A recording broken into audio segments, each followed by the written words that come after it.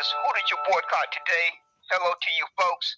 Let me give a shout out to the Negro ancestors. Shout out to the Negro ancestors for the sacrifice and the achievements that they made during their life. Much honor and respect to the Negro ancestors. And before I continue with my broadcast, because this one is going to be epic, I am going to record it, and I am going to download it, and I am going to record it, and I am going to download it, and I am going to tuck it away on my disc, and I'm going to put it on blast on my social media platform. So, Heavenly Father, I pray to you today. Before I start this broadcast, Heavenly Father, I pray to you that you put the right words in my mouth to deal with these low-down snake human beings by the name of Peter and Cultivating and Sir Ludwig and the General and Rush and all the rest of they little neon racist, evil, subpar human beings that more they crawled out of a hole in the ground. Each one of them crawled out of a hole in the ground, and I want to make that very clear right out of the gate. See, Who Did You Boycott was birthed from a mother who knew how to deal with racism. I thank God for picking out that special mother for me, because my mother expertly dealt with these demons and taught her 7 kids how to deal with these demons. I thank my mother for that, because she lived her life that way. She didn't take not 1 ounce of racism off of not one of them. They were going to have a bad day if they encountered Maddie Johnson. If they encountered Maddie Johnson and they let the devil tell them to disrespect her, that was going to be the worst day of their life on this earth. And I know that because my mother raised me, and my mother did not take no mess. She didn't take no mess off of nobody. And so I most certainly inherited the trait. I cannot deny it. I most certainly inherited the trait. All my life growing up, folks used to tell me, you are a spitting image of your mother. You are a spitting image of your mother. Like she spit you out. I look so close like her. And I definitely know I have a lot of her traits. I'm my individual person, but God certainly made sure that I inherited a lot of her traits. And the number 1 trait that I inherited from her was her love for her fellow human being. She loved human beings, but she clearly knew about the racist world and discriminated an evil, diabolical world that she was raising her 7 kids in daily. She understood that. She understood that very clearly. And she had a famous quote. Write it down. Please write it down. Please write this quote down, because this quote is what helped me survive 63 years. This famous quote that came out of my mother's mouth is what I can proudly say helped me survive 63 years of this racist, evil environment. And the quote goes as follows. I am preparing you for the real world. I am preparing you for the real world. That is what I heard almost every day of my life growing up. That is what I heard come out of my mother's mouth almost every day as I grew up. When I was 9 years old, I didn't understand what she meant. I would constantly ask myself, why is my mother constantly saying this? Why is she constantly saying this? Why is she constantly saying this? But as I grew up, I started to understand it when I walked out that door. When I walked out that door and my mother was no longer there to protect me, I fully understood why she dedicated her life to saying that quote.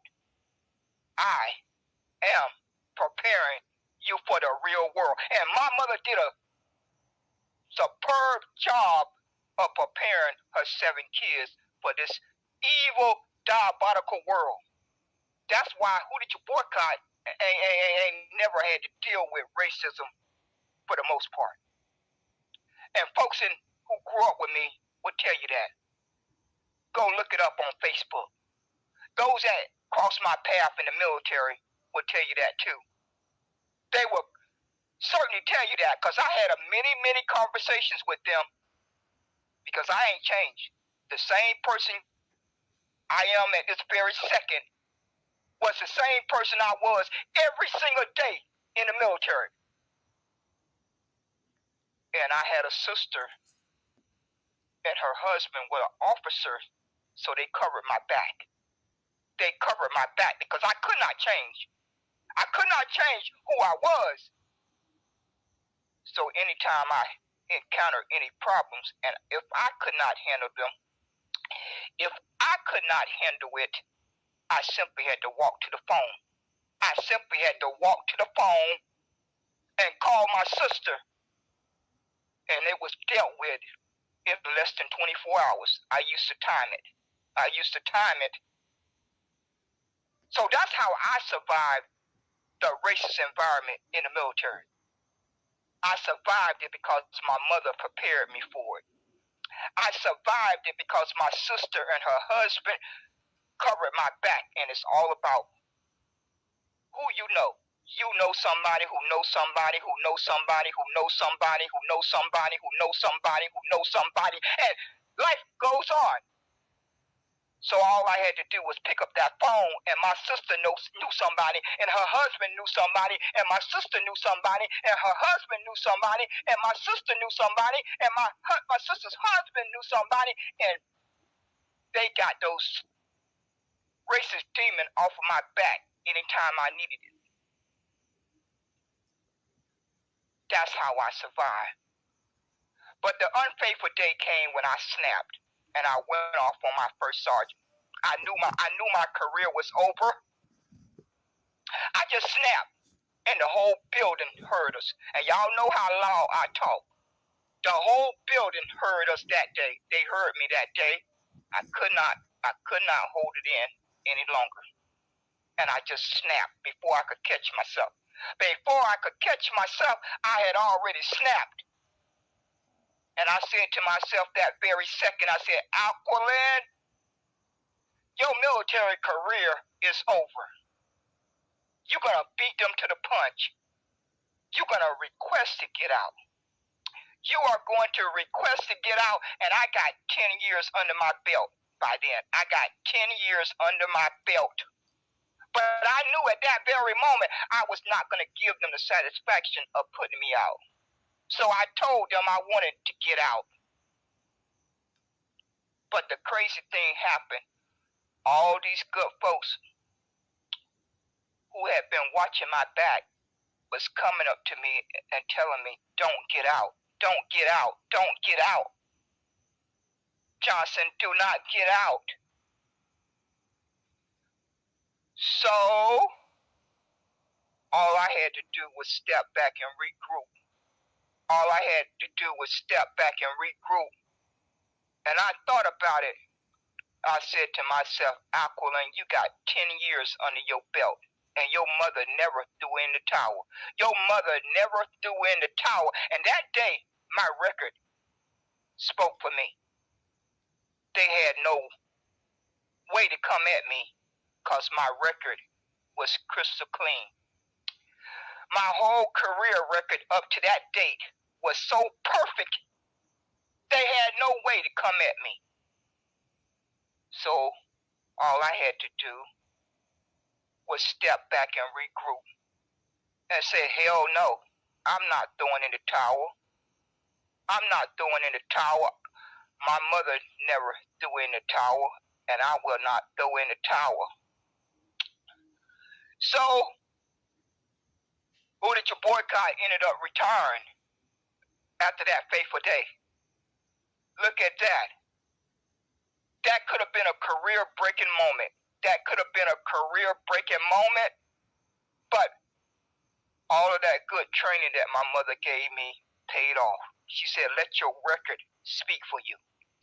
Let your record speak for you. I kept hearing those words play over and over in my head that day. Let your record speak for you. And that day, my military record protected me. It protected me, and it got me to retirement in 95. In 1995, that perfect record was the only reason that I was approved for early retirement. Only 100, and I knew 3 of those 100. Only 100 persons in my MOS got approved for early retirement. 100 out of all the military persons in my MOS in 1995, we were the only 100 persons that got approved. That was a blessing from God. That was a blessing from God. That was a blessing from my mother. And that was a blessing for all the hard work that I had put in.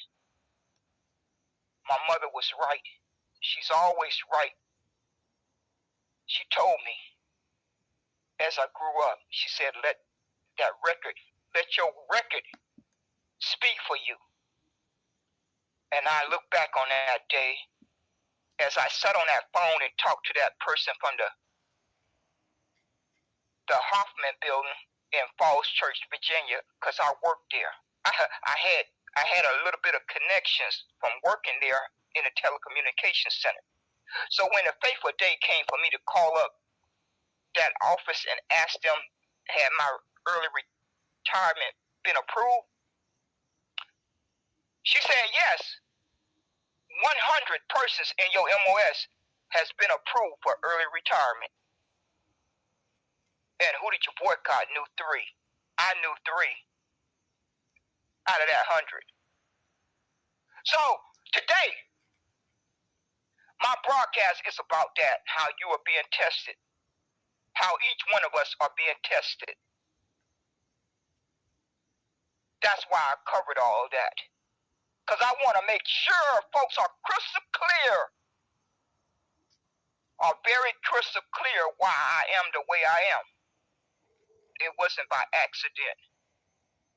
God knew that when he picked out my special mother. God clearly knew that when he picked out my mother and father. God knew that I would be doing this someday. That I would be using my voice in this way. I would have never thought that. Because I was quiet as a mouse. I was one quiet, shy person. I was so quiet, they didn't even know I was there. They would constantly say, oh, we don't even know, we didn't even see her. She's so quiet. That's how quiet I was. So you could have never told me at 18 years old and 20 years old that I would be talking on a live broadcast, because I was just too quiet. But I ain't never had a problem speaking my mind. That's one thing that I clearly seen from the time I was in junior high school. But I was quiet. But I ain't never hesitated to speak my mind. Folks know me for that. They'll tell you that. You go look them up on Facebook and ask them about me. If they remember, they'll tell you that's how she was. That's how she was. She will open her mouth and give you a mouthful if you said the wrong thing around me. If you had mistakenly said the wrong thing around me, you were more than likely going to get an earful that day. I didn't go out my way to interject in other folks' conversation. But if it came necessary for me to open my mouth, then I did. But I was quiet. I'm still completely confused that God had this purpose for me. I am completely confused. But God knew that when I ended up selecting telecommunications as my career. I was not supposed to be in telecommunications. I was given the choice of supply, administrative, and medical. Those were the three choices that the recruiter gave me. I didn't want to select any of those three. So he came out his mouth and said, "Do you know anything about the internet?" That's all I remember, the word internet. I said, "Well, I just happened to remember one day I was in school and I heard someone say internet, and I tucked it away in my head. I don't remember hearing it a second time or a third time. I just remember hearing it that one day. And when that recruiter said the word internet, I went back in my memory and I knew it was very, very, very important. That little word internet was very, very important. So I told the recruiter, and the recruiter said, "Do you know how to type? Do you know how to type?" Well, it just so happened I had took 3 weeks of typing before I requested to get out of that class, because I wasn't going to do too well when it got to the part about shorthand. So I requested to get out of that class after learning the home keys. So I stayed in there long enough to learn the home keys, and those 3 weeks was the reason why I ended up in telecommunications. And that was in junior high, and that was in high school. So my whole career made possible by 3 weeks of typing in high school before I transferred to art. I wanted to do art. So the good Lord clearly knew. The good Lord clearly had a purpose for me to end up in telecommunications. Little did I know that God had that purpose for me. I had no clue about it. I had no clue. But that's how I ended up where I am tonight, to do this broadcast and to put these subpar human beings in their place. I cannot put hands on these devils. I cannot fight every one of them. I cannot put my hands on them. So my mother taught me a better way to deal with subpar human beings. Rejection. You see how magically that is? Rejection. My mother taught me that. Rejection is the best and most powerful weapon that I have while I'm on this earth. Rejection. So I went into the military with that same mindset. And I made it very clear that if you let the devil tell you to say the wrong thing around me, I am going to reject you until you make that correction. So as long as I explained that to persons in the military, I did not have very many problems. And that's what I explained to them over and over and over again. And they got the message. They got the message very clearly, because I got the message from my mother. Rejection is the most powerful message and weapon against racism and discrimination and evil. That's the most powerful weapon that God bless each one of us with, is rejection. But for some odd reason, folks on Twitter land like to get on these social media platforms and converse with these pink people and all these other ethnicities that have dedicated their existence to watching your demise and my demise.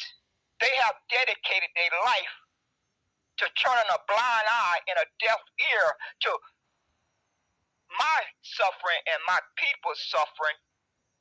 And now they want to get on a public app and pretend like none of that happened. And pretend like none of that happens every second of the day. Peter, cultivating, Sir Ludwig, the general, Rush, and all these racist human beings, y'all just gather in the room and talk to them all nicely.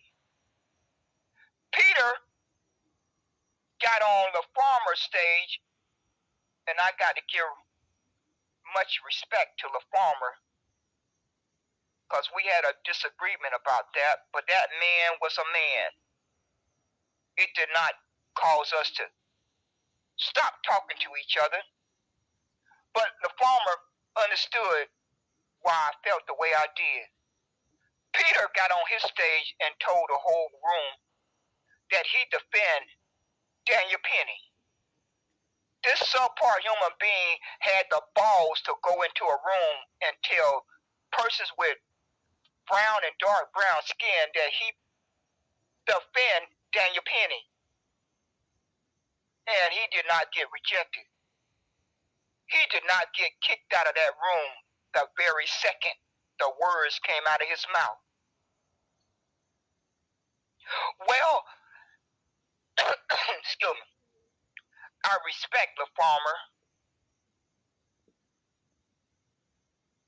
We had that disagreement, but we understand each other. I can respect the farmer for that. But I cannot respect human beings who have brown and dark brown skin and allow these pink people to get on these social media apps and talk to a phone like they're not aware of the injustice and the mistreatment and the suffering that persons with brown and dark brown skin are going through every second of the day. But y'all want to get on a social media app and talk nice and allow them in your presence. Why? Why do you have to allow them in your presence? While you are comfortably on a social media app, your child and somebody else's child is out there in that environment being mistreated. But you comfortable. You comfortable holding your phone in your hand and talking nice to Peter and cultivating. I hope it's worth it. I hope it's worth it. I hope your child don't end up being baited on that any given day while you are comfortable talking to Peter in a social media platform. I hope to God that your child don't end up being baited by one of those racist human beings while you so comfortable talking to Peter and cultivating. While Rhea and a man by the name of the Great Debate and Dana make him a co-host. The Great Debater just enjoy him being in his room. And Rhea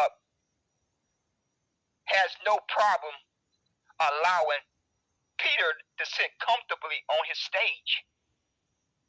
Y'all folks have clear proof why persons with brown and dark brown skin are being mistreated.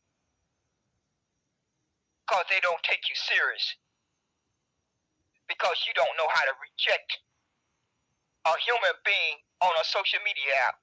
If you don't even have the backbone to reject a human being on a social media app, you certainly are not going to demand your justice face to face. You're certainly not going to demand your justice in a courtroom. You're certainly not going to demand your justice on a job. You're certainly not going to demand your justice in a college. You are lying to yourself. If you can't even reject a subpar human being on a social media app that you're not facing face to face, you certainly are not going to reject them in your day-to-day life. And your enemy clearly has evaluated that. They have clearly evaluated that. So I want to make it very clear. I don't feel like talking much tonight. I want persons with brown and dark brown skin to demand separation. I want to make it very clear my demand is for all of these evil demons who have invaded the brown nation. They need to get out of Jamaica. Just disappear out of the nation of Jamaica, pack your suitcase, and go back to your nation. If you're from China, go back to China. If you're from Germany, go back to Germany. Wherever you came from, get the hell out of Jamaica. Get the hell out of Haiti. Get the hell out of Africa. And get off of the necks of Negroes on America's landmass. Because if you don't, God is going to continue to rain judgment down on each one of you demons. You folks cultivating and Peter, y'all like to run around and paint this narrative that persons with brown and dark brown skin ain't nothing but criminals. Then separate. Let's just all stop this pretense and this so-called experiment and diabolical plan of integration, and let's just stop pretending it, okay? It's very, very unsafe for all persons with brown and dark brown skin. And I do not sleep very well thinking about those young children every day that they have to wake up in this hostile environment while you adults are comfortably talking to your enemy on social media every chance you get. I have had so many sleepless nights thinking about those young kids that have to walk out into this hostile environment that's a whole lot worse than it was when I was growing up. Because I did not get a whole lot of integration. By the time integration really started taking effect, I was almost done with school. But those young children today, they are out there in that hostile environment like Carmela Anthony, Daniel Penny. All those young kids have to go to school day after day. And they are walking into a very, very hostile environment. And you adults are just comfortably on your social media app carrying on conversations with the very human beings that support, that make the environment possible. Because there's no such thing as white supremacy. There's no such thing as white supremacy. America and the whole world, they build a system of discrimination, of racism, of evil. And these are human beings who built the system, and then they handpick individuals to carry it out. They are not supreme. There is no such thing as a white supremacy. There is a system in place that cultivates, nurtures, and protects the sick environment that each one of us were born into. Let's all say it together. Each one of us were born into a sick environment, and there's no such thing as white supremacy. These are individual human beings carrying this out every second of the day. Let's all say it together. These are individual human beings that orchestrate the racism, the discrimination, the unfair treatment, the injustice.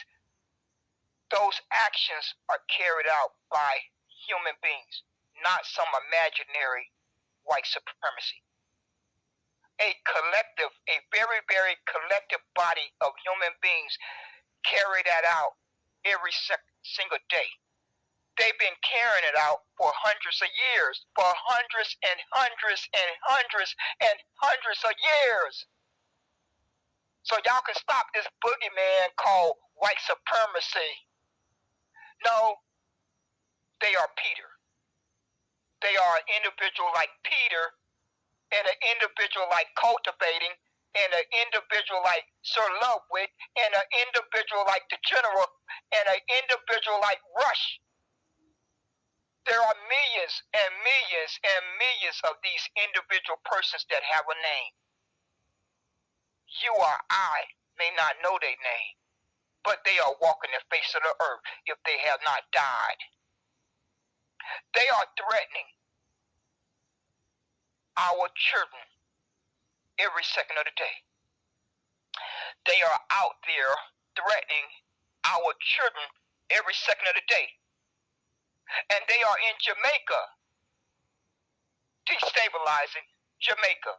They are in Haiti, destabilizing Haiti. They are in the Bahamas.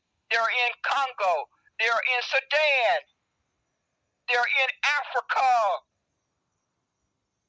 They are in America. They are in Canada. They are in Libya. While y'all are laughing and joking and having a pleasant conversation with these pink people and whatever other ethnicity they come in. But my focus is primarily on the pink people because they are the ones, and the Jews, and the Jews, and the Germans, and the Italians, and the Ireland, and the Europe, or Brit, or whatever they want to call themselves, and the Chinese, and the Latinos, and Mexicans. Go look it up. Go look it up on Grok. Because I looked it up. I looked it up on Grok. I said, Grok, when did immigrants start coming to America? 1820. That don't include the ones who invaded before 1820. It don't include those. We are not going to leave those folks out. They came from someplace else. They are all immigrants. The Negroes and the Native Americans are the only ones who are not immigrants. And God will reveal that in due time. And God will reveal that in due time. Because these demons, their time is up. Their time is up. And they can see the writing on the wall. They can see the writing on the wall. And that is why Donald Trump is trying his damnedest. Mom, forgive me for cursing. Mom, please forgive me for cursing. Donald Trump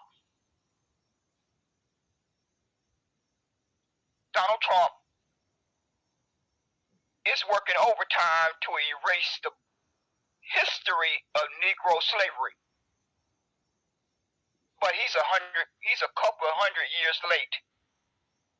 Donald Trump is spent almost every single day since he took presidency attacking Negro slavery on the landmass they call America. Because Donald Trump and all the other folks, they want the blood off of their hands. They want the blood off of their hands. They don't want, they do not want their grandkids and great-grandkids to have to learn about Negro slavery. So Negro slavery has to disappear. It has to disappear, and they have to rewrite the books, and they have to rewrite the search engine, and they have to rewrite the chat GPT. They have to rewrite Grok, and they have to rewrite the whole history. So in 5 to 10 years, when someone bring up Negro slavery, folks are going to look at you like you're crazy. because they are hoping and praying that they're going to be successful at erasing Negro slavery in everything up until 1965. Let us not be confused. Let us not be confused, because God is clearly aware of their intentions. God is going to battle them and take care of them. God is going to take care of all of these demons and evil folks. So they wasting time off of their life trying to erase Negro slavery and Negro history on the landmass called America, because God is going to take care of them. They can just be walking across the street and God can strike them down. They can be just eating food and God can choke them to death. They can be walking across the street and be struck down by God in a blink of an eye. They can be comfortably sitting in their living room and God can shut the lights out in a blink of an eye. So I am quite satisfied and trusting in God to take care of these demon evil folks, because all the evil they committed has already been recorded in the book. It has already been recorded in the book, and they cannot undo it. They cannot erase it. It's already recorded in the book. So if cultivated and Peter and all these racist human beings, if they cannot stand the sight, if they cannot stand the sight of persons with brown and dark brown skin, then get the hell out of Jamaica, get the hell out of Haiti, and get the hell out of Bahamas, and get the hell out of Africa, and get the hell off of Negro's neck. And let's have this official separation. Let's all shout and advocate for separation. Let's stop this pretense. Let's stop this experiment of integration, because it's killing our children. It's killing them. It's denying them of a safe environment. Don't we agree? Don't we agree that every second that tick off that clock, that young child life is threatened, and we don't have to pretend anymore. We do not have to pretend anymore. We do not have to take part in this experiment of integration. We do not have to take part in this diabolical evil plan that America came up with because they were jealous of the success that Negroes were having. They were simply jealous after suffering through a Great Depression and after the Negroes rebelled, after the evil folks had suffered through depression, and they were getting a response from the Negroes who rebelled, and they made sure they took a lot of them out. So they came up with a diabolical plan of integration so they could get control and power back over those Negroes. Because the Negroes had accomplished so much without the right to vote. Without the right to vote and without civil rights, they had already accomplished more than anyone would more than likely accomplish in their lifetime, in 2 lifetimes, in 3 lifetimes. Go look up the track record. Go look up the track record. By 1965, by 1964, the Negroes had already excelled way beyond any other human race on the face of the earth. Call me a liar. Call me a liar. You can't call me a liar, because the track record has been recorded. Negroes never agreed to integration. Nobody is going to ever be able to convince me of that. There was only a few loud voices that agreed agreed to that. They did not have the internet. They could not have gotten the feedback from folks in the West, in the East, in the South, in the North, because they did not have the internet. They didn't have the inventions that we have today for communication. So you're not going to convince me that Negroes wanted this integration. That's the bald-faced lie. That's a bald-faced lie. That's a bald-faced lie. The only reason why they cooked up integration because they wanted the Negroes spending dollar power. They wanted the spending dollar power and have control over that. They wanted to have control over those human beings' existence. They wanted them to have to believe that their vote was going to give them protection and human rights and fair access to resources and respect and protection. Somehow or another, they painted that narrative that that's what was going to happen. Well, we got 60 years of proof that nothing like that happened. We have clear proof that it was a sabotage. It was a sabotage before the ink dried on the paper. Before the ink dried on the paper, it was a sabotage. Before they signed it into law. So now, we're at that crossroad. Separation is the only answer. Because these demons can't stand the sight of us, and they want to paint a narrative that we are the only criminals that's walking the face of the earth. We have the lowest IQ of all human beings walking the face of the earth. Okay, if you want to believe all that, then let's prove it. Let's separate and see who survives, who know how to be self-reliant, who know how to be productive human beings, who know how to protect themselves, who know how to be happy. Let's test that out. They get on these public apps and they write about and they always painting the narrative that we are the only criminals. Okay, let's separate. Let's separate and let everyone deal with their own criminal population. And let's see who survives. Let's make that official. Because I've been on this earth for 63 years and I'm tired of hearing adults cry about brown and dark brown skinned human beings being the only criminals.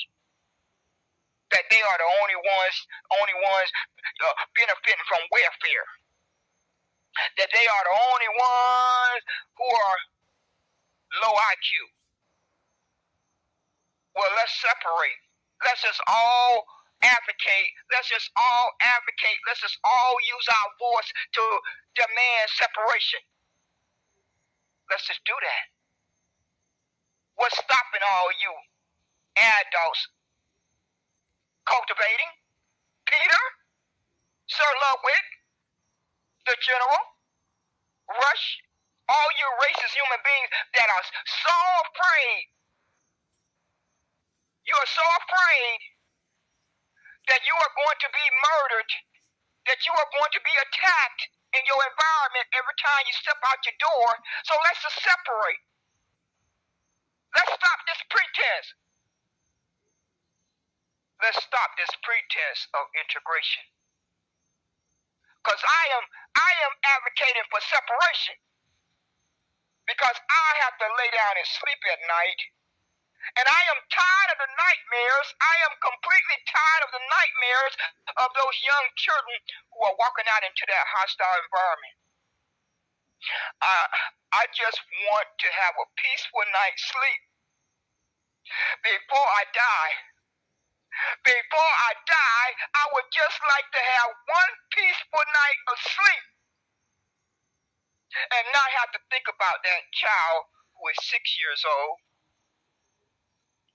7 years old, 8 years old, 9 years old, 10 years old, 11 years old, 12 years old, 13 years old, 14 years old, 15 years old, 16 years old, 17 years old, 18 years old who have not had a chance to start their life because they have to walk out into that hostile environment and try to learn and develop and grow and develop. But that hostile environment is making it very, very difficult for them to have an opportunity to be a productive human being. So we do not have to keep on pretending any longer. We have the right to demand separation. Those that want to stay integrated can stay integrated. But we demand separation. I demand that all folks go back to their own nations. All the Germans go back to their nation. All the Italians go back to their nation. All the Ireland go back to their nation. All the Scottish go back to their nation. All folks go back to their nation and hunker down and rebuild. That's my suggestion. This 63-year-old who's been on this earth long enough to evaluate and do critical thinking and do critical evaluation and do critical thinking that all folks need to go back to their nation. All folks need to pack up their suitcase and go back to their nation and build and fight for your freedom and your right to have a productive life. All human beings need to do that. That is what God intended. God never intended for all of these bloodlines to mix. God put all of us human beings on this earth to stay separate. We were supposed to coexist. If we could understand how to do that, we were certainly supposed to coexist. But we were never supposed to mix. And each of us know that. Why are we lying about that? Why are we running around lying about that and pretending that God did not intend for us to stay separate? Haven't enough human beings died? Have not enough human beings died because of these wars, because of these religions, because of this integration, because of this multicultural programming? Don't you think enough folks have died? Don't you think enough folks have died? Folks don't want to fight and be truthful. No, they just want to live in a pretense world. They want to constantly be distracted by sports and entertainment and empty conversations. They want to wake up day after day and have empty conversations, and they want to go truck off and watch their sports and go to music concerts. That's all they care about doing. Anything to have a distraction from reality. Well, who did you boycott? Did not have that luxury. Who did you boycott? Did not have that luxury. My clearest memory is a child being murdered over a marble when I was in the 2nd grade. in the second grade, a child that was in my sister's classroom was stabbed to death over a little glass marble. So at 7 years old, I had to learn that my environment was not safe. I didn't have the luxury to be a carefree child from that day forward.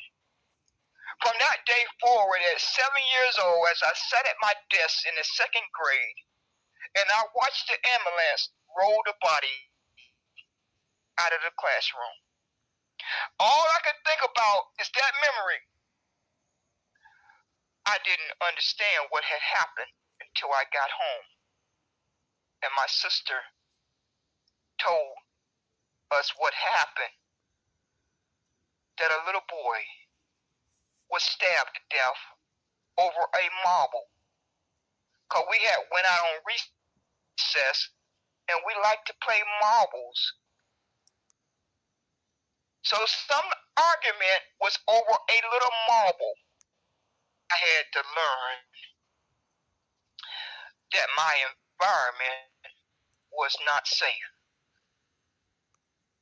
Those good old carefree child days had to end.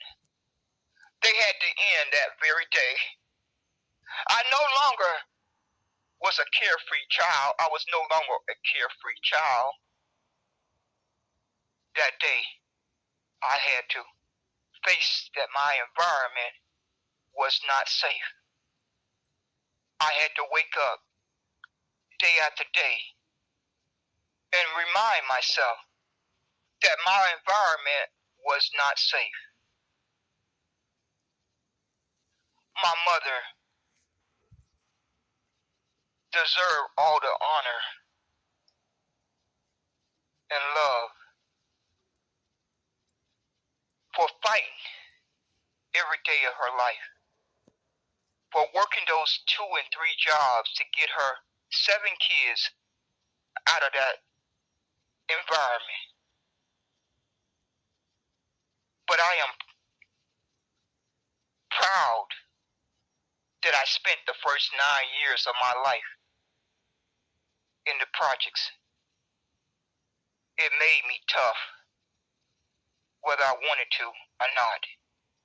Those first 9 years on the earth, it made me try to understand the environment that I was birthed into, that my people were suffering, and that me and my brothers and sisters and the look on my mother's face was a battle every day.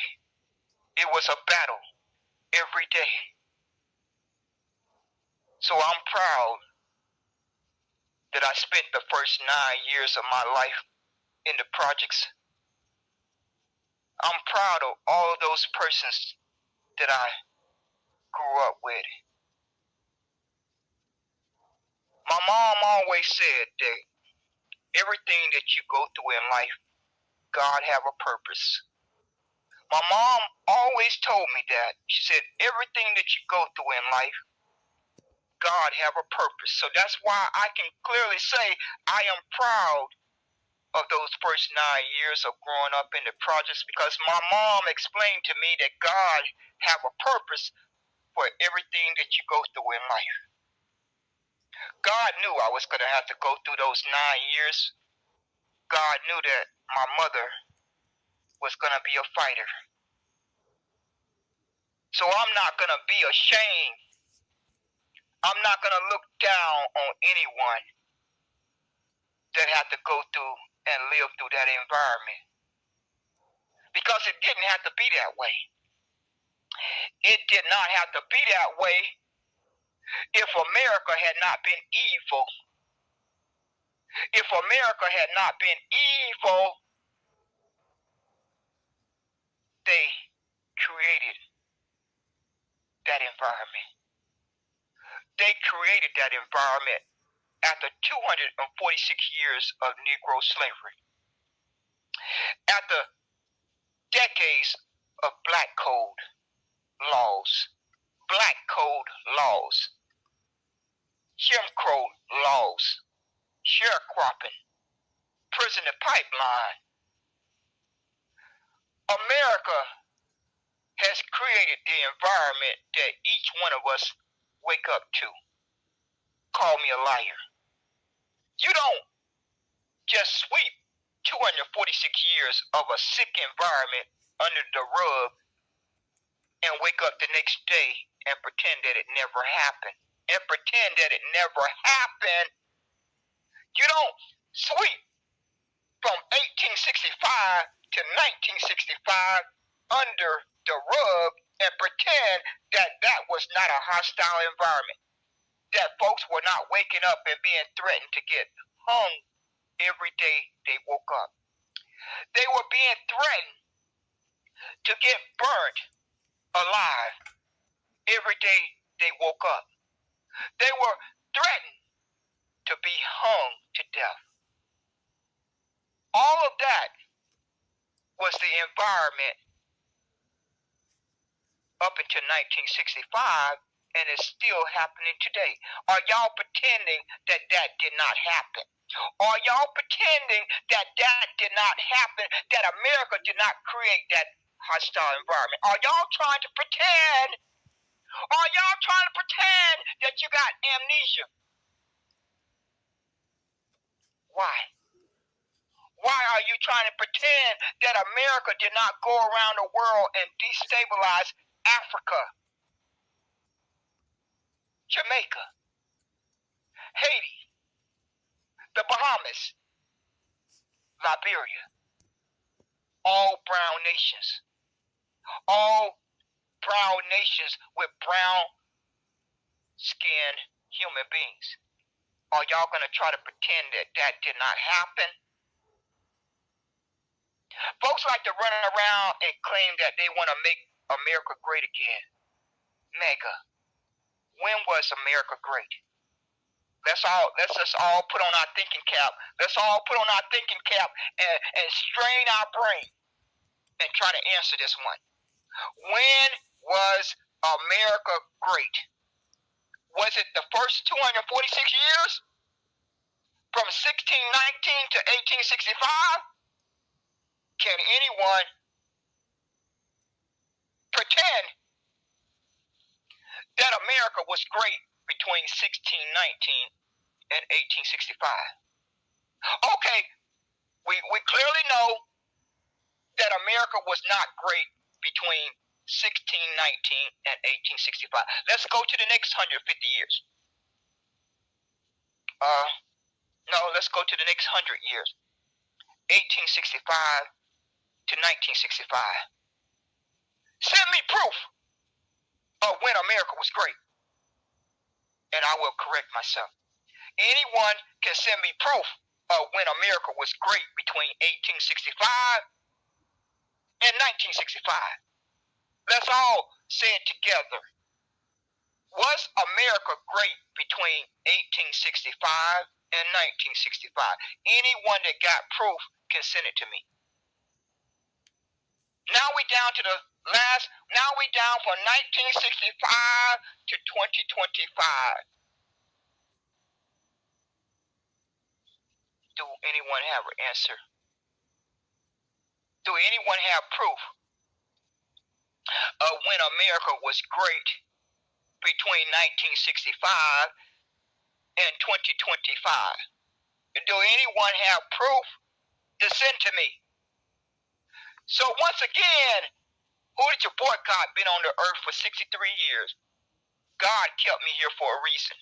God kept me here for a purpose.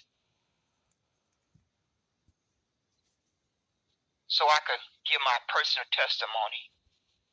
That I could give my personal testimony. That I could give my personal testimony before I died.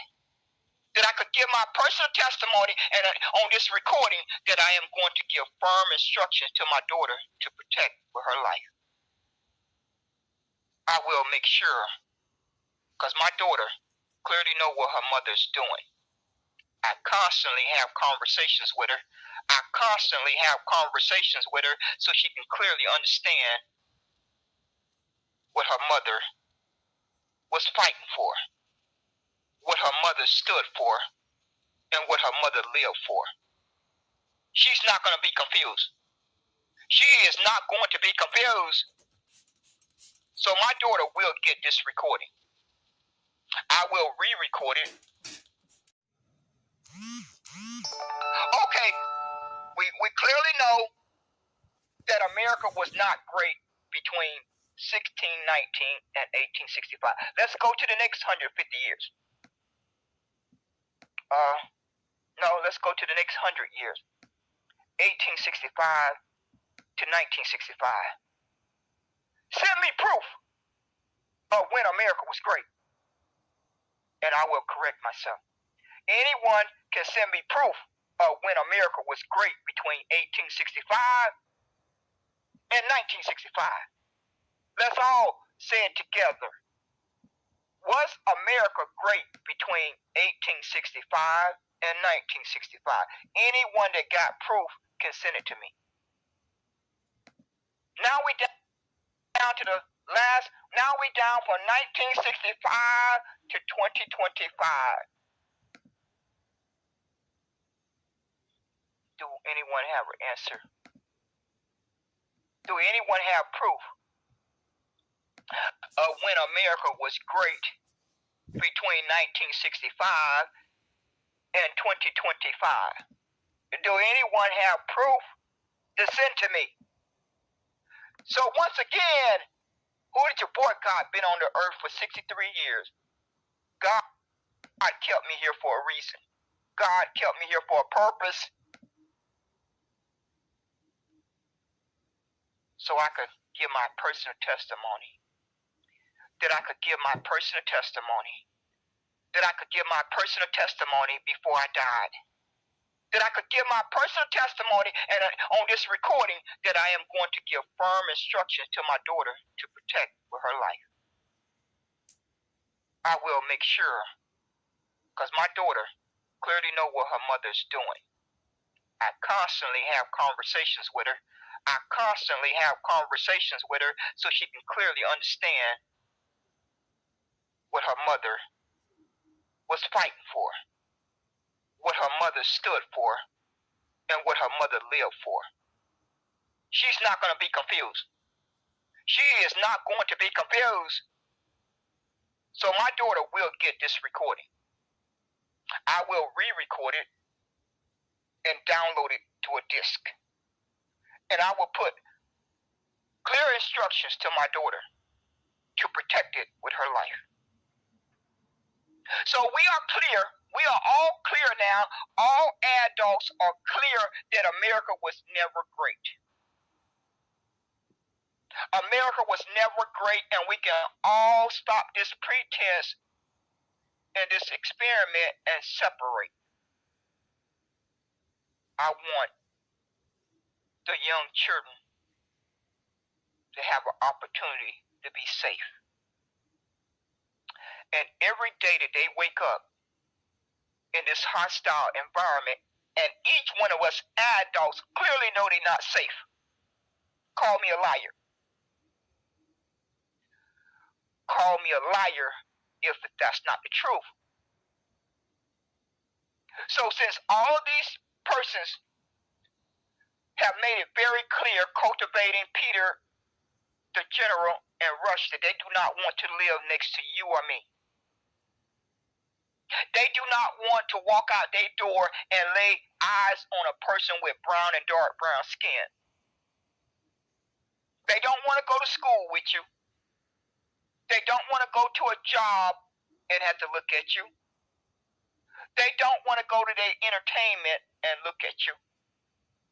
Let's just all stop the pretense, please. Can we please stop the pretense and separate and learn how to coexist and make the world that we live in as safe as possible, as human as possible.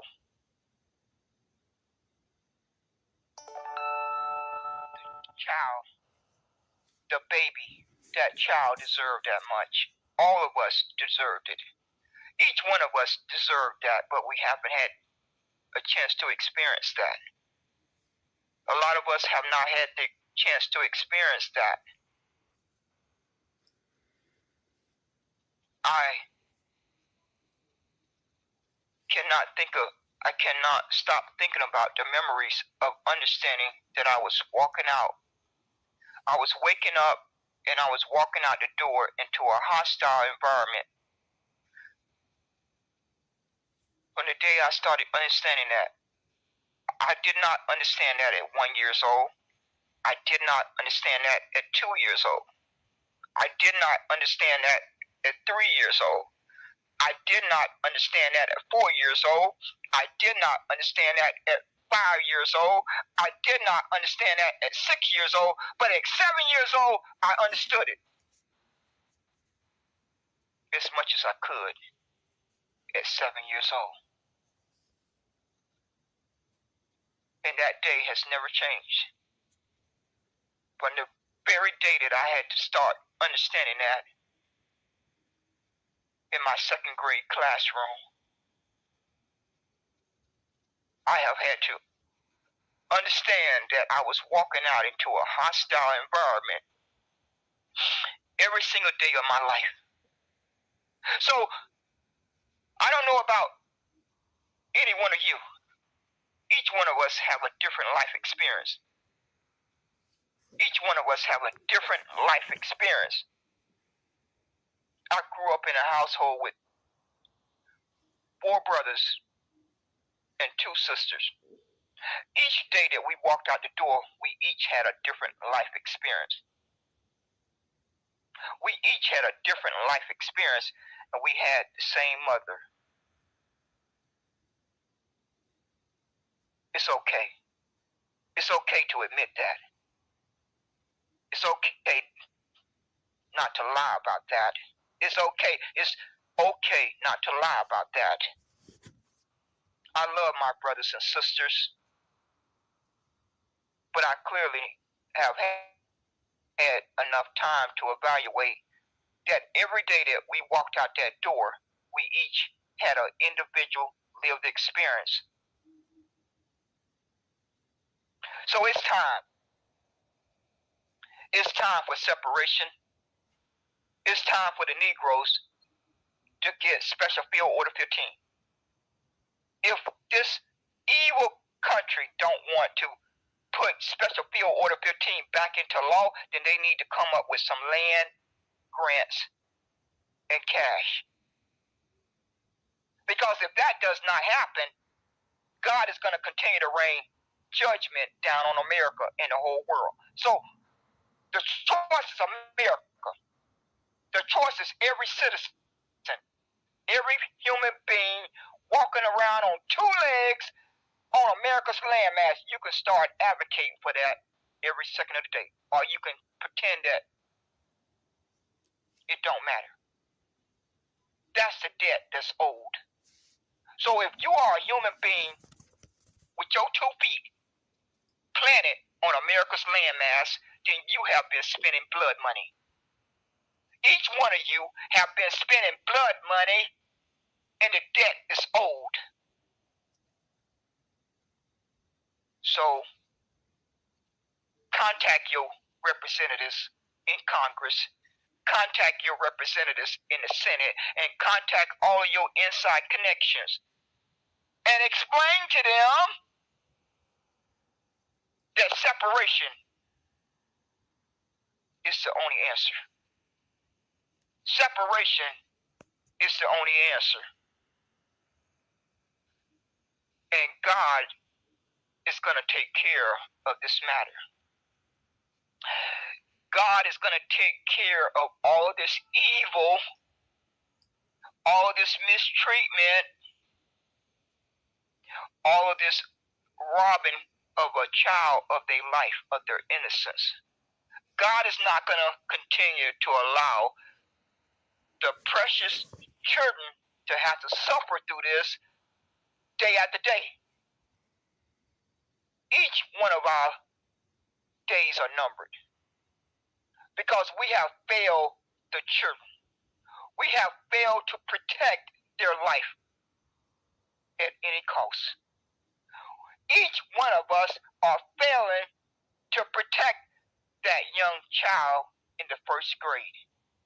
We are failing to protect that child in the second grade, third grade, fourth grade, fifth grade. And God is not going to stand by and watch that much longer. So that's why it's best to have a come to Jesus moment and demand separation. Demand that all of these invaders depart Jamaica and allow those people to determine their own destiny. Pack up the suitcase and leave Jamaica. Pack up the suitcase and leave Haiti. Pack up the suitcase and leave the Bahamas. Pack up the suitcase and leave Africa. Just pack it in. Pack it in or suffer the consequences.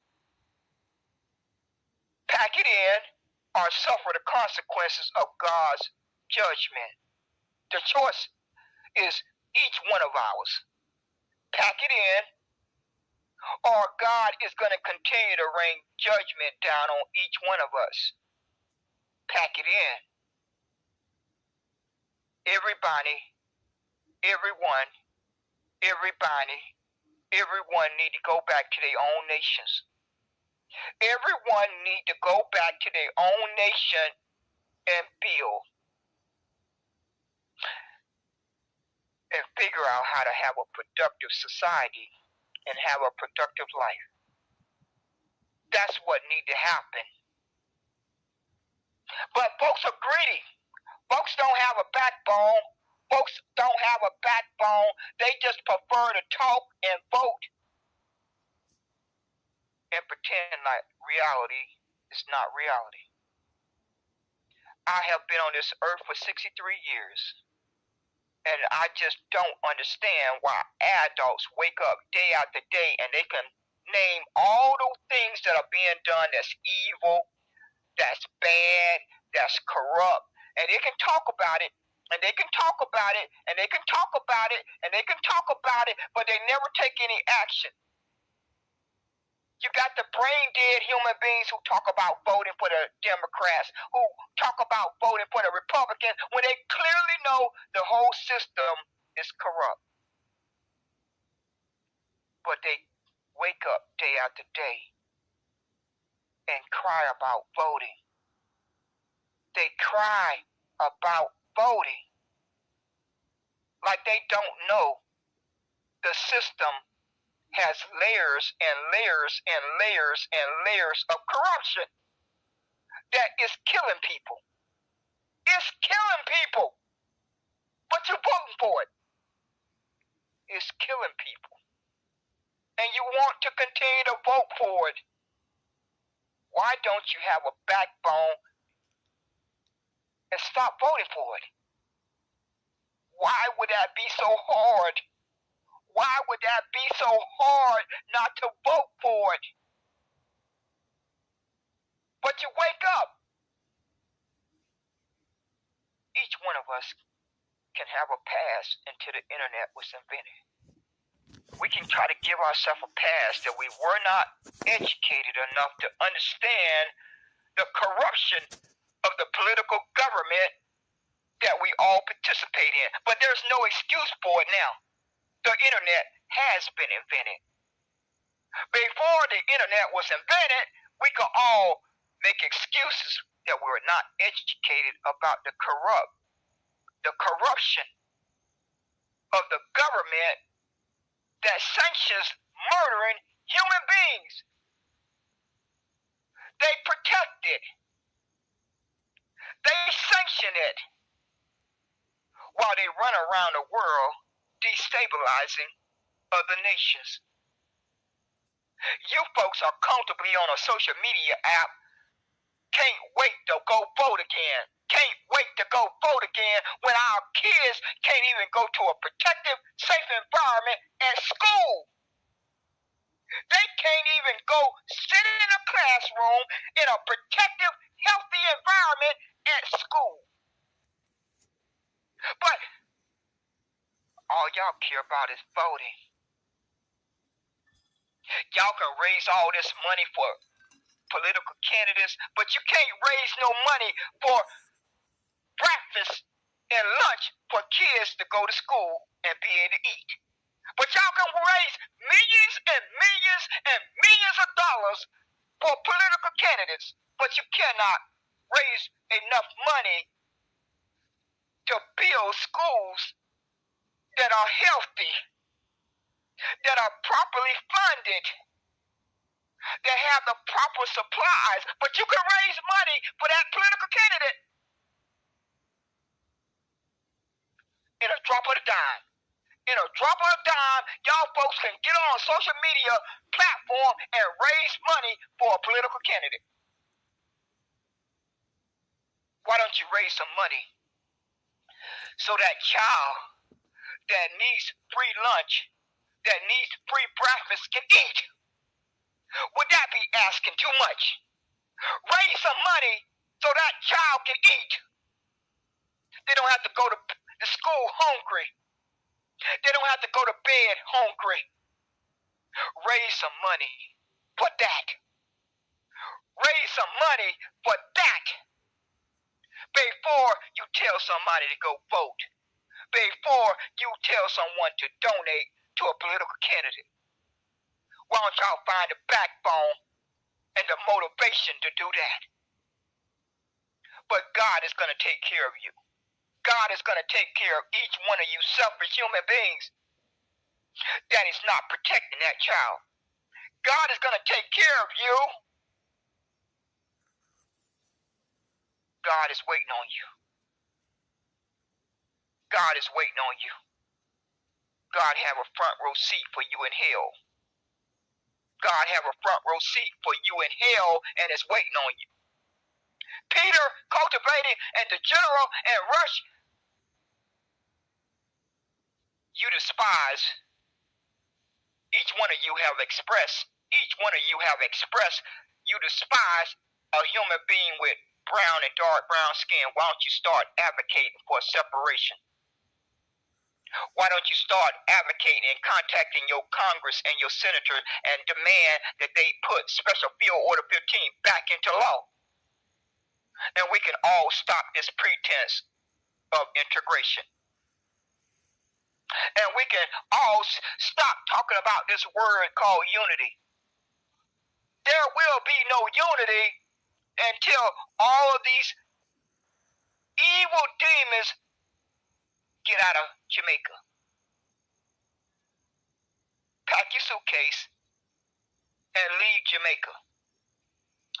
If you want unity, then the only thing we are going to negotiate as far as this little word called unity is that all persons who don't belong in Jamaica pack their suitcase. Anytime you let the devil tell you to say the word unity, contact Congress and contact Senate and contact the president and contact the vice president and let them know the only unity that we agree on is separation and folks getting the hell out of Jamaica and let the Jamaican people determine their own destination, that destiny. Let them figure out what they need to figure out. Get the hell out of Haiti and let the people of Haiti determine their own fate. Get the hell out of Bahamas and let those people determine their own fate. Get the hell out of Africa and let all of those people determine their own fate.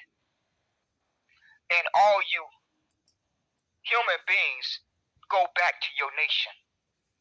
Go back to your nation and get the hell out of Negroes' nation. Because this landmass called America is the Negro nation. The landmass that your 2 feet and my 2 feet are planted on is a Negro nation. The Native Americans have their nation. The Negroes carved out 246 years on this landmass. 246 years was carved out in blood and sweat and tears and bones. This nation is the Negro nation. And y'all can pack up your suitcase and go back to your nation.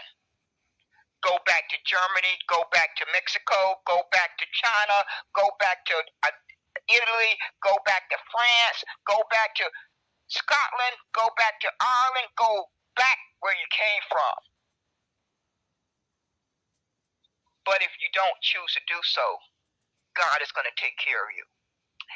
God is going to take care of you. That's the bottom line. That's the bottom line. So I'm going to close out.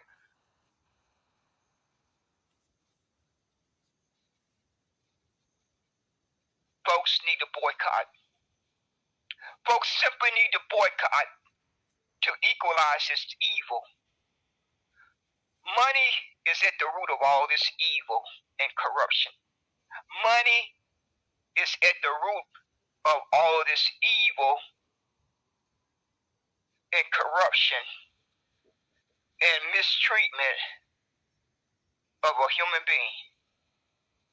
And each one of us adults clearly know that money is at the root of it. And boycotting social media is the only answer. And if boycotting Twitter don't work, if boycotting Facebook don't work, if boycotting Instagram don't work, if boycotting Clubhouse don't work, if boycotting TikTok don't work, if boycotting YouTube don't work all at the same time, then keep adding to it. Add Amazon, add Walmart, add Target, add Walgreens, add one social media platform after another until these folks who love money come to their senses. That's the only answer. That's the only answer, human beings. Voting and marching and protesting is not going to cut it. Every second of the day, our children's life is being threatened. They don't have time for you to vote. They don't have time for you and me to vote. They don't have that time. They got to go to school. They got to wake up in this hostile environment. They don't have time for you and me to vote. They need a boycott to force these demons to be civilized. And until adults find a backbone to boycott this country and this world, ain't nothing gonna change. And God is going to answer, gonna be waiting on each one of us to answer for that. Because the answer is clearly there. The answer is clearly there, and adults are refusing to boycott. Because talking day after day is not going to cut it. So you can stop the talking. If you're not going to talk and then after you get done talking, take an action, immediate action, then why bother to talk? Talking is very, very necessary. All of these conversations should be productive and action conversation. But in the past 3 years, I have seen nothing but talking and voting and donating and marching and protesting. And nothing has changed. Carmelo Anthony cannot sit under a tent without being threatened. Jordan Neely cannot get on a train, a subway station, without being murdered. But Peter will protect Daniel Penny. Well, Jordan Neely was threatening all the people on the subway station. Okay, let's just claim that was a fact. Once Daniel Penny was on the subway station floor, the threat was under control. Jordan Neely did not have to be choked to death. Once Daniel Penny had little skinny Jordan Neely under control, the threat was reduced, was it not? Each one of us who watched that video clearly know the threat was no longer a threat. Once Jordan Neely was laying on a subway floor and being choked to death and the life being choked out of him for what? How long did he choke him? Did he choke him for 1 minute? Did he choke him for 2 minutes? Did he choke him for 3 minutes? Did he choke him for 4 minutes? Did he choke him for 5 minutes? Peter, you don't have to choke a human being that long to bring the situation under control. That was simple murder. That was simple murder. And God is going to deal with Daniel Penny. God is waiting on Daniel Penny. God is waiting on Daniel Penny. So, boycott. Boycott, separation, and self-reliance. Boycott, separation, self-reliance. That is the functioning society that we all should fight for. That is the simple functioning society that's healthy for our kids and for each one of us. Anything short of that is allowing your own suffering and mistreatment. And God give us the ability to boycott for our justice and our human rights. And every day that we refuse to boycott, we are allowing this mistreatment. We are allowing this hostile environment that our kids have to wake up to. And it don't have to be that way. It do not have to be that way. So each one of us adults are responsible for that. Each one of us, every day we wake up and look in the mirror, we can point the finger back at ourselves. Because we are certainly responsible for it. Why get up day after day and complain about what the Congress and the Senate and the President and the Vice President are doing if you're not going to take any action? Why bother? Why bother to waste time off your life talking about it? My mother was all about taking action. I thank her for that. There's a lot of things in life we cannot change. We cannot make human beings like one another. We cannot make another human being like another human being. We cannot stop racism. We don't control that. We do control holding our individual self accountable to treat another human being the way you want to be treated. The one thing that I thank my mother for, she did not raise her kids to want to ever grow up mistreating another human being. She clearly knew we were growing up in a racist environment. She clearly knew we were growing up in a discriminating environment, but she raised her 7 kids not to walk out into that world and say, I'm going to mistreat another person that don't have brown skin. She never preached that. She never explained to her 7 kids to look at another human being that may have pink skin, they may be Caucasian, they may be Mexican, they may be Latino, they may be German. My mother said, every human being, that when you walk out into that world, treat that human being the way you want to be treated. That was something that I had to grow up processing. And I constantly repeated to myself, treat that human being the way you want to be treated. I thank my mother for drilling that into my head.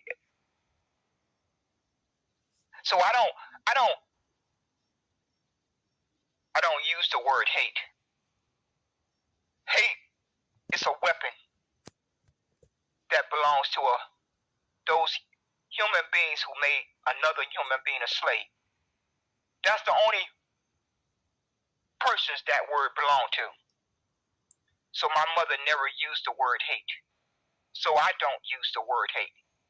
My mother never used the word hate in the household that I grew up in. My mother never used the word white supremacy in the household that I grew up in. My mother never used the word nigger in the household that I grew up in. So I thank my mother for the example that she set.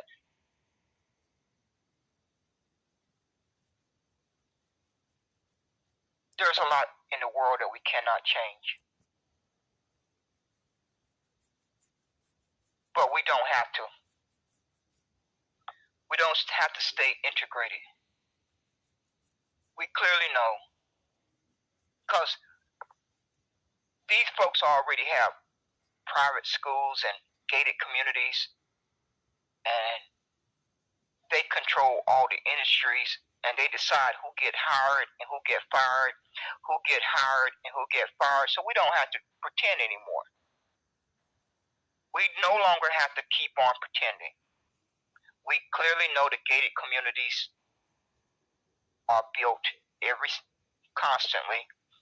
We constantly know about the private schools, the private churches, the private golf clubs, the corporations who decide who get hired and who get fired. So why do we want to continue to pretend? Why do we want to continue to pretend that human beings with brown and dark brown skin are receiving fair justice in the courtrooms, in their day-to-day life? Why do we want to continue to pretend that? Let's just all advocate for separation. Let's just all separate and fight for the issues that matter to us, to protect our kids and to protect our day-to-day life. If we're all doing that separately, then a whole lot more would get done, don't you think? Since we all seem to care about it, if we all separate and we are all still fighting for those same things, then progress will be made. Don't you think? Progress will be made. If folks really mean what they're saying. If the Latinos and Mexicans want to fight for their justice, if the Caucasians want to fight for their justice, if the Germans want to fight for their justice, if the Palestinians want to fight for their justice, if the Jewish want to fight for their justice, if the Brits want to fight for their justice, if the Canadians want to fight for their justice, if everyone is fighting for their justice and they are separated, I think the world will be a safer place for all of us. It will simply be a safer place for all of us, especially the children. God is not going to forgive us for this. God is not going to forgive each one of us adults for this this deliberate harm to the kids. So y'all folks have a good day. I'm tired. I am tired. Thank you folks for popping in. Thank you kindly.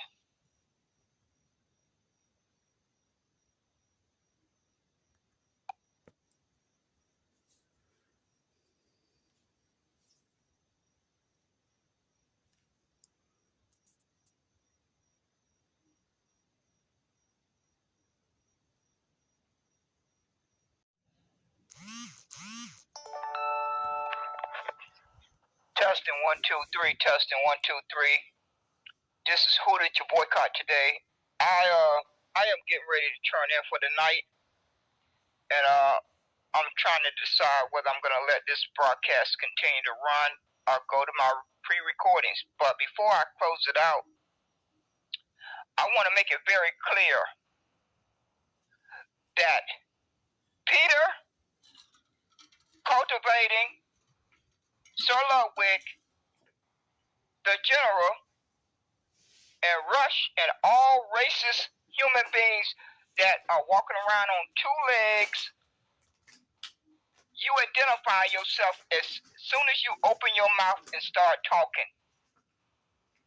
Peter got the balls to get on Twitter spaces that are hosted and co-hosted by brown and dark brown skinned human beings, and y'all folks just let him sit there comfortably and interact with you. I am confused. I am totally confused that this racist man that take every opportunity, that co-host with Dana, that love the great debater Twitter space, that love re-up Twitter space. Have you folks suffered amnesia? Because you must have suffered amnesia because you are way too comfortable interacting with these racist human beings. You claim you want justice. You claim you are witnessing the injustice and mistreatment and suffering. But then you take every opportunity to sit on a public app and conversate with the very human beings who are helping the system stay in place. Peter is a prime example of why the society and the environment that each one of us are experiencing has been working like a well-oiled machine for hundreds of years. So I don't quite understand why you adults are so comfortable interacting with these racist human beings, because there's no such thing as white supremacy. There's no such thing as white supremacy. The only thing that is a reality is individuals like Peter and Cultivated and Sir Ludwig and the General who have made sure this sick environment has lasted for hundreds of years. Because they are individuals who implement the racism, that implement the discrimination. There's no imaginary white supremacy. These are individual human beings breathing and eating and sleeping. Breathing and eating and sleeping human beings walking around on two legs that are making sure this racism and this discrimination and this suffering is continuing day after day. That has continued for decades and decades and decades and centuries. So y'all can stop running around here talking about white supremacy, and then you run around and talk about the Jews. You folks outnumber the Jews. You do know how to do the math. Your population outnumber the Jews. Your population has outnumbered the Jews for centuries. So why are you on a public app crying and blaming the Jews when your population outnumber their population? Please explain that. Will someone please explain that? How in God's name do adults wake up day after day and blame the Jews? And definitely they are doing their evil. As far as I can evaluate, y'all are competing. Y'all are in a competition. You folks are in a competition. Who can be the evil one? The most evil.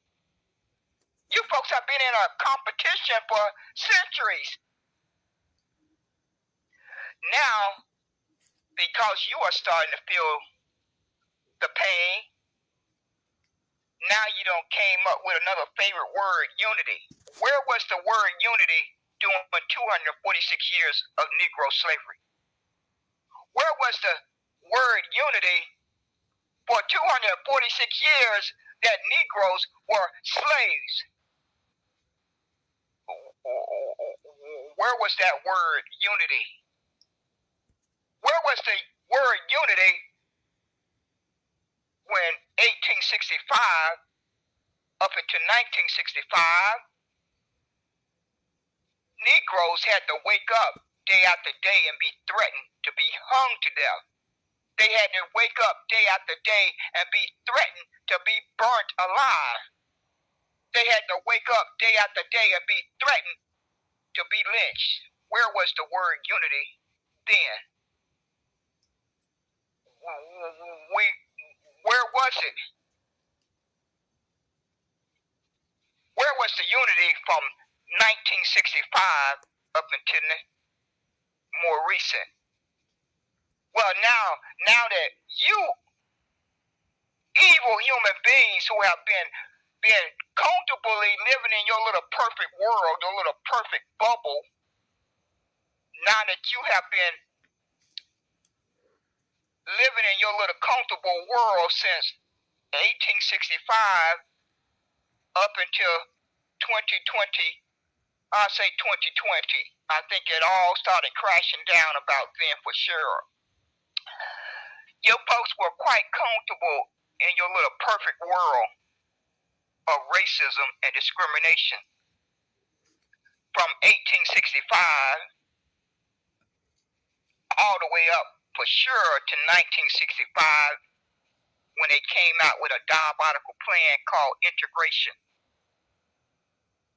So now you want to cry about unity because you are being impacted. But before you started being impacted, the word unity never came out your mouth. But now that this little precious America has been invaded by other invaders, so the invaders are being invaded. Now, they little precious America is being taken over. Their little precious world has crumbled to the ground. The illegal immigrants and the legal immigrants almost outnumber you. They almost outnumber you now. So now some of you want to cry to the Negroes. The Negroes and reclassified Black Americans and melanated immigrants only make up 48 million. It's 337 million human beings walking around in America. So you deduct 48 million, which is 5 million of that 48 million are melanated immigrants. Only 5 million. Since 1820, America has only let in 5 million melanated immigrants. Go look it up. Go look it up. Do your own research. They have only allowed 5 million melanated immigrants since 1820. All the other ones make up a different population. They're not melanated. being exposed. You can't lie about that now. You cannot lie about that because folks can do the research. You got clear proof of evil right in front of your face and my face. That out of all these immigrants that have come to America, only 5 million have been melanated immigrants. That's clear proof of evil. Shameful. Evil. And now it's backfiring. Now it is backfiring. And you folks gonna have to figure this out for yourself. You're gonna have to figure this one out for yourself because of your evil and greed. It backfired. It backfired. And now each one of us have a front row seat.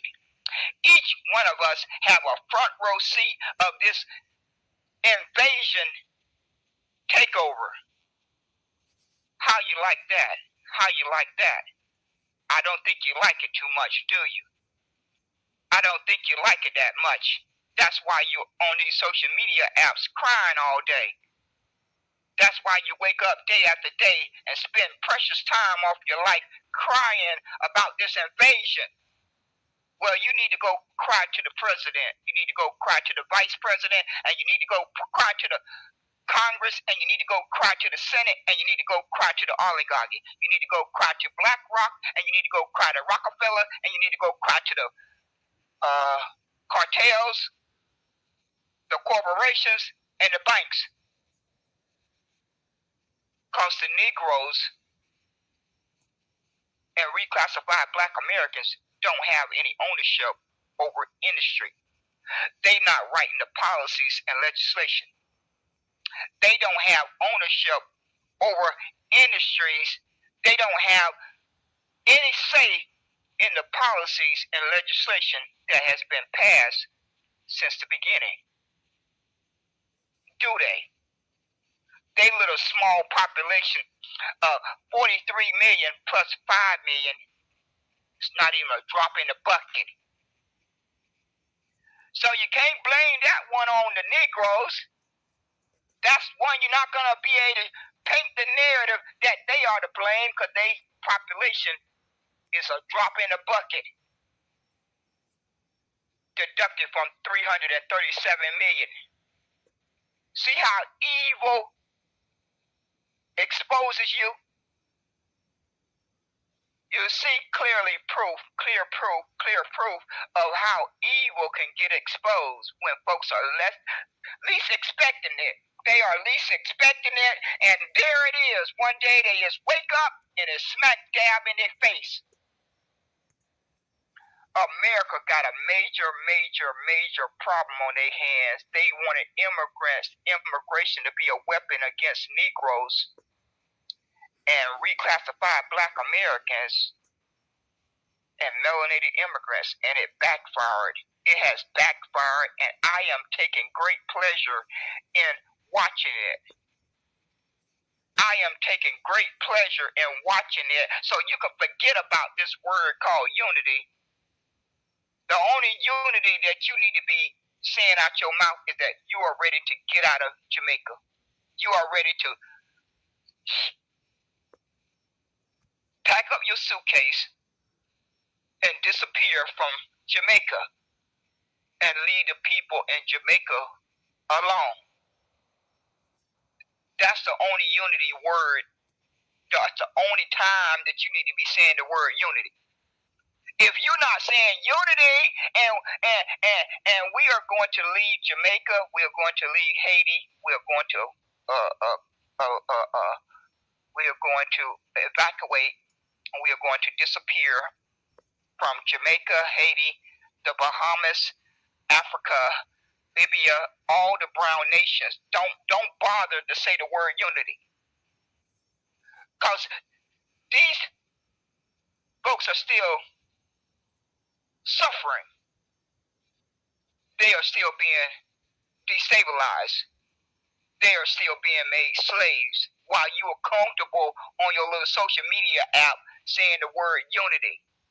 The Negroes don't want to hear a word called unity. Not until that debt is paid.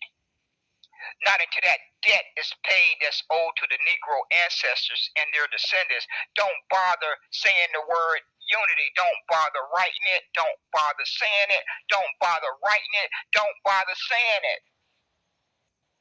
Because it's delusion. You are living in a very, very delusional world, and God is going to take care of each one of you. God has already started judgment on America and around the world. You're too late. You are too late to cry unity now. All you good folks, all you good adults who love to say this word, we just all need to unify. We just all need to unify. We got the same enemy. We are all suffering. We are all being mistreated. We got the same enemy. We all suffering. We got the same enemy. And we just all need to unify. Y'all folks like living in a delusional world. You folks like living in a delusional world while you march around and cry about all of this evil, and you clearly know that the young babies and the young children are waking up in a hostile environment while y'all comfortably sit on a public app and cry and vote and donate to your own demise. But you comfortable. You get to have those perks. You get to have those inside connections. You get to have those comfortable jobs. So all is right in your world. But that child is walking out into a hostile environment every second of the day. While y'all adults open Twitter spaces after Twitter spaces after Twitter spaces and talk until you pass out. When you clearly know the only answer is a boycott. That's the only equalizer. That's the only equalizer against evil and corruption and money greed. That's the only answer, but you don't have the backbone to do it. You have all the energy in the world to get up day after day and talk about it, but you don't have the backbone to boycott every second of the day. How hard is that? How hard is it for you to boycott Twitter? How hard would it be for you to boycott Facebook? How hard would it be for you to boycott Instagram? How hard would it be to boycott Clubhouse? How hard would it be to boycott TikTok? How hard would it be to boycott YouTube? Don't you think it's worth your child and my child's life? Don't you think it's worth each of our life? I guess you folks don't think it's worth it because you don't have the motivation to boycott. So why keep talking about it? Why keep talking about it? Why keep talking about it? Because the oligarchy is not going nowhere. The BlackRock is not going nowhere. They love money too much. The Rockefellers are not going nowhere. They love money too much. The cartels are not going nowhere because they love money too much. The Jews are not going nowhere because they love money too much.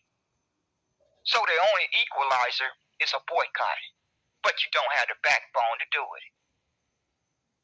But God is not going to forgive us. God is not going to forgive us for this. You folks need to come to grips with that reality. God is not going to forgive us for allowing these children to be harmed this way. Us adults, we deserve whatever we get. We deserve whatever we get, but those innocent children don't deserve it. And God is not going to forgive us for that. Y'all folks can stop living in your little fantasy world. You can stop living in your little fantasy world because God is waiting on each one of us. And it's you have the power, and I have the power to boycott this country and this world and demand justice every second of the day. That's our God-given right. That's our God-given right. And you folks are allowing this environment. You are allowing it to continue day after day, year after year, decade after decade. And I don't understand why that's the case. My mother started teaching me at a young age about boycotting. I can remember the days when we would walk into a furniture store. We would walk into Sears, JCPenney, Kimball's.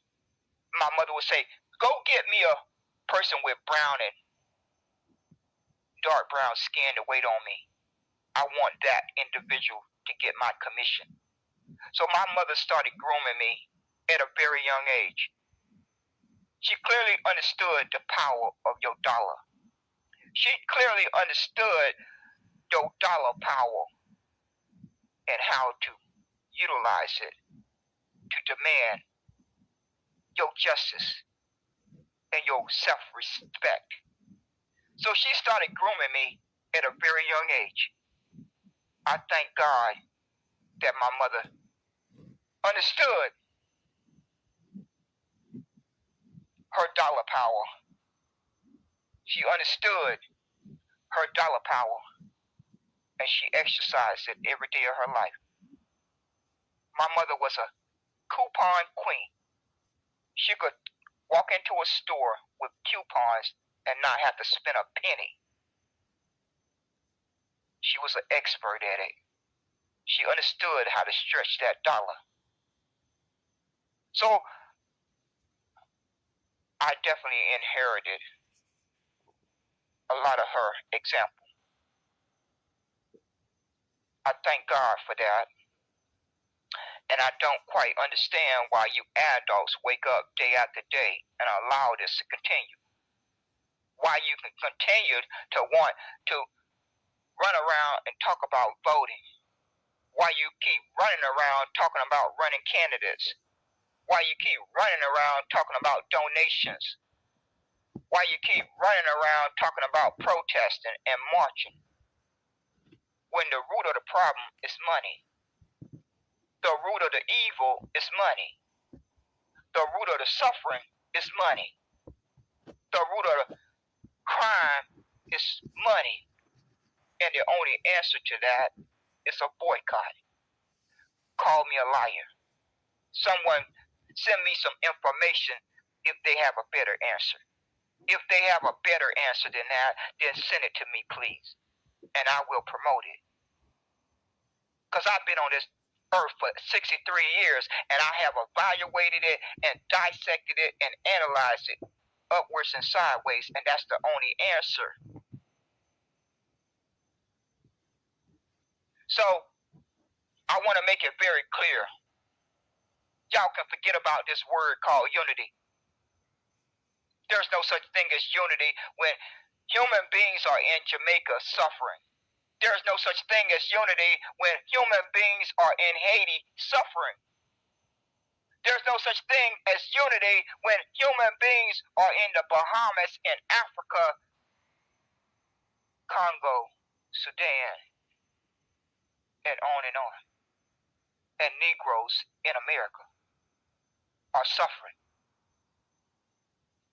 There's no such thing as unity when those individuals only make up 48 million of the total population. So it's going to take those other million human beings to make correction if they want the environment that each one of us wake up to every day is going to change. Because that little 48 million cannot change that environment. But those other millions, they can change it. They do have the ability to change it. Because they have the numbers in their favor. They have the numbers in their favor so they can make the correction if they have the motivation to do it. But they don't. That's why each one of them deserves to be rejected. They need to have a dose of rejection every day they wake up until they make that correction.